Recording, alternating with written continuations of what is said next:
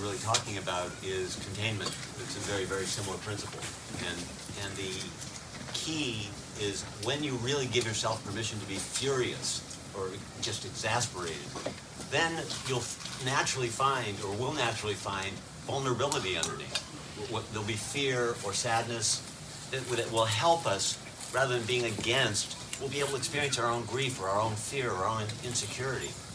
And being able to feel that, say, well, what is it I need to be able to help take care of that fear, that insecurity, that grief? And so that process is invaluable. What you're doing, George, and what that is doing is literally creating peace, because instead of getting into your story, and you're allowing yourself to experience the emotion so intensely, you realize it's a dead end if you keep going.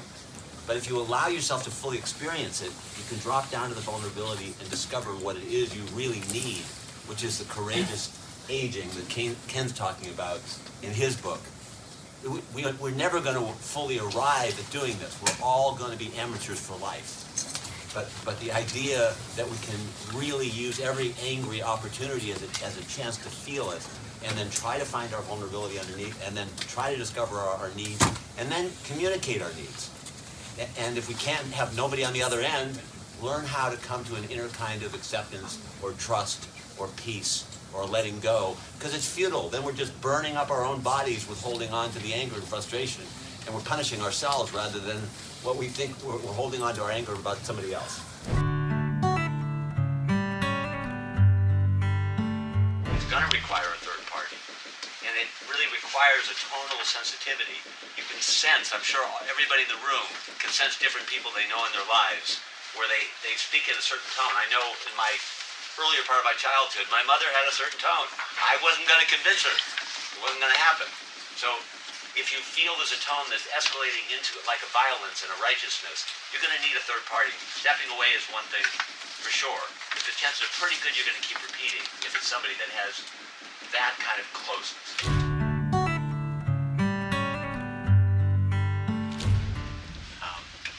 The first thing is you need a lot of permission to feel it.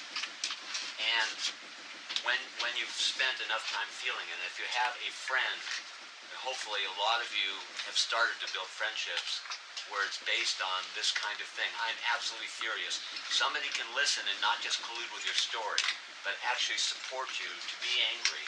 And then at that point, that's when you start to reflect and say, what way am I vulnerable underneath this?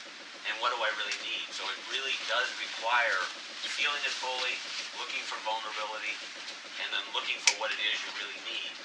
And then attempting to try to convey what you really need with a different tone. Because you can find out what you need and you speak from the same tone, it doesn't improve things much.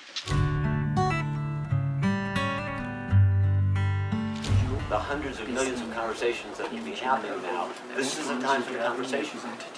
And this is a part of what friendship is. This is a part of what sanity is to have these conversations.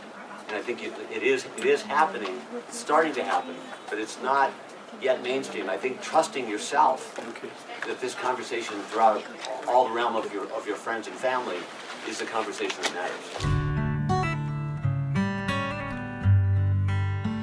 The beginning stages has to be a third party, and there has to be an agreement that both parties are free at the first stage to share, or to be furious, to be enraged. And then there has to be, I believe, an upfront agreement that there's going to be a shifting of gears, and the moderator is going to shift gears in a willingness to share pain or fear. And then a willingness to go to, are we open to consider anything else? Are we really open to consider any kind of mutual suffering, mutual pain, mutual anger?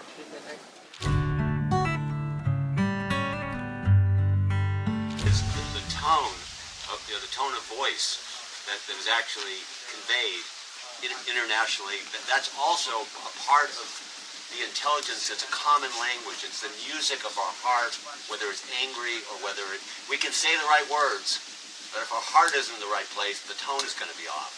So part of the mass communication is going to be in tone and listening to the music, because everybody can hear that, or maybe not everybody, but it's an international part of being human.